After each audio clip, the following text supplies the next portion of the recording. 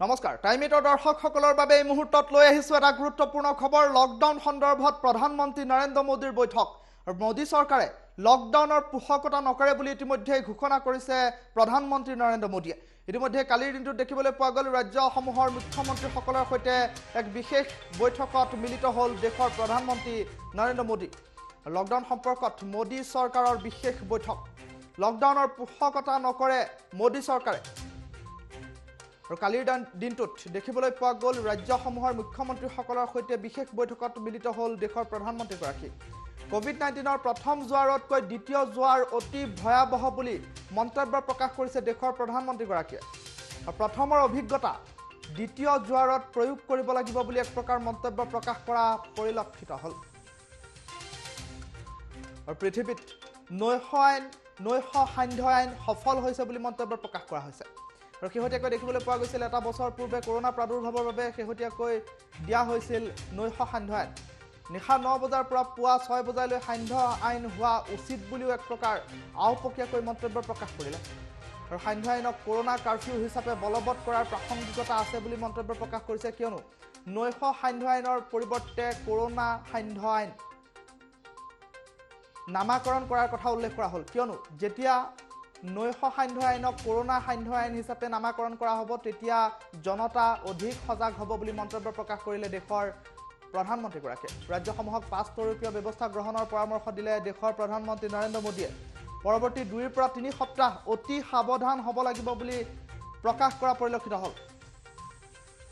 শেহতীয়াকৈ দেখিবলৈ পোৱা গৈছে নতুন জোৱাৰে এতিয়া ৰাজ্যবাসীৰ সমান্তৰালকৈ সমগ্ৰ দেশবাসীক এতিয়া সন্তুষ্ট কৰিছে ৰাজ্যসমূহে অধিক পৰীক্ষণ কৰিব লাগিব আৰু আক্ৰান্ত ৰোগীৰ সংস্পৰ্শলৈ অহা অতি কমেও 30 জনক ট্ৰেছ কৰিব লাগিব বুলি এক প্ৰকাৰ মন্তব্য প্ৰকাশ কৰিলে দেশৰ প্ৰধানমন্ত্ৰীগৰাকীয়ে ৰহা 11 পৰা 14 এপ্ৰিললৈ প্ৰতিষেধক উৎসৱ পালন কৰাৰ পোষকতা কৰিছে দেশৰ প্ৰধানমন্ত্ৰী নৰেন্দ্ৰ মোদীয়ে আৰু 45 বছৰৰ ঊৰ্ধ্বৰ সকলো ব্যক্তিকে ভ্যাকচিন লোৱাৰ পৰামৰ্শ আগবঢ়াইছে আৰু লকডাউনৰ পোষকতা কৰা নাই নৰেন্দ্ৰ মোদী চৰকাৰখনে মাস্ক পৰিধান কৰাটো অতি আৱশ্যক বুলি মন্তব্য কৰিলে প্ৰধানমন্ত্ৰী মোদীয়ে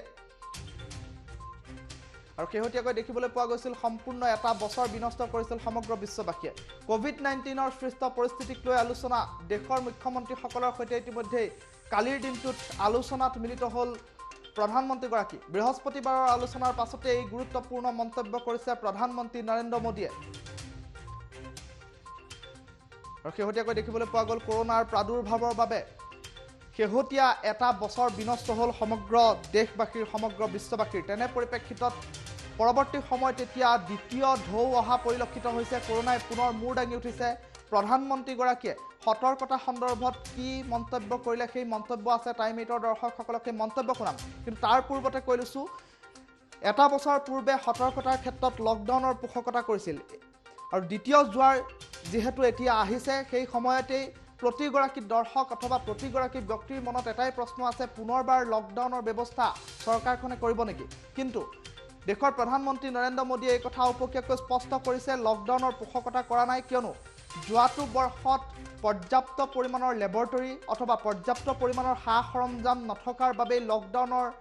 দৰে ব্যৱস্থা গ্ৰহণ কৰিবলগীয়া হৈছিল যিটো ব্যৱস্থাই অৰ্থনৈতিকভাৱে কুঙা কৰি পেলাইছিল ভাৰতবৰ্ষক তেনে পৰিপ্ৰেক্ষিতত এতিয়া দ্বিতীয় ঢৌৰ সময়ত লকডাউনৰ পোষকতা প্ৰধানমন্ত্ৰীগৰাকীয়ে কৰা নাই কিয়নো এতিয়া ভাৰতবৰ্ষত যথেষ্ট পৰিমাণৰ ইকুইপমেণ্টছ আছে যথেষ্ট পৰিমাণৰ লেবৰেটৰী আছে সা সৰঞ্জাম আছে যাৰ ফলশ্ৰুতিত কৰোনাৰ সৈতে সন্মুখৰ পৰা যুঁজ দিবলৈ সাহস আছে ভাৰতবৰ্ষৰ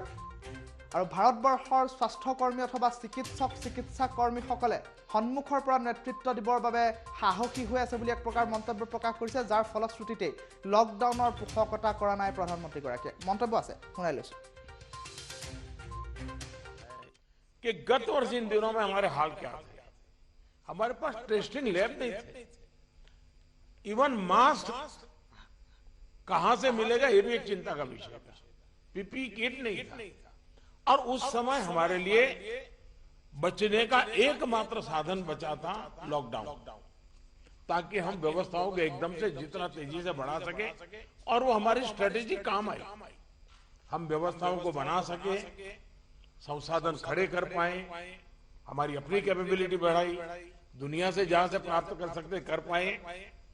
और लॉकडाउन के समय का हमने उपयोग किया। लेकिन आज जो स्थिति है, आज जब हमारे पास सब संसाधन है,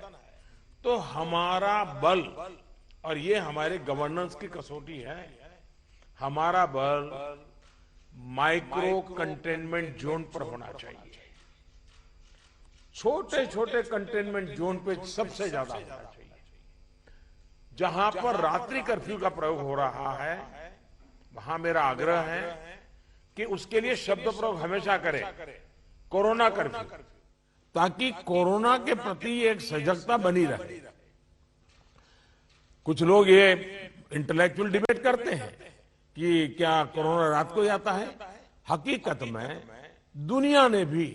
ये रात्रि कर्फ्यू के प्रयोग को स्वीकार किया है, क्योंकि हर व्यक्ति को कर्फ्यू समय होता है तो याद आता है कि हाँ, मैं कोरोना काल में जी रहा हूं, और बाकी जीवन व्यवस्थाओं को कम से कम प्रभाव होता है। हाँ, अच्छा होगा कि हम कोरोना कर्फ्यू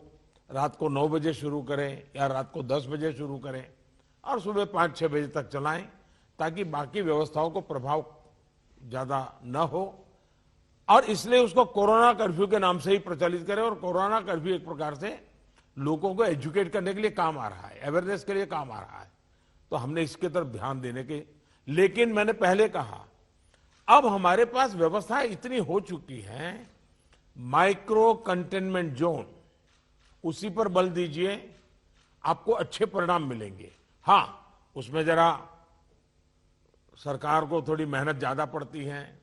गवर्नेंस को टाइट रखना पड़ता है, हर चीज को माइन्यूटली ऑब्जर्व करना पड़ता है, लेकिन ये मेहनत रंग लाएगी, ये मुझ पे विश्वास कीजिए। दूसरी बात है, हमने पिछली बार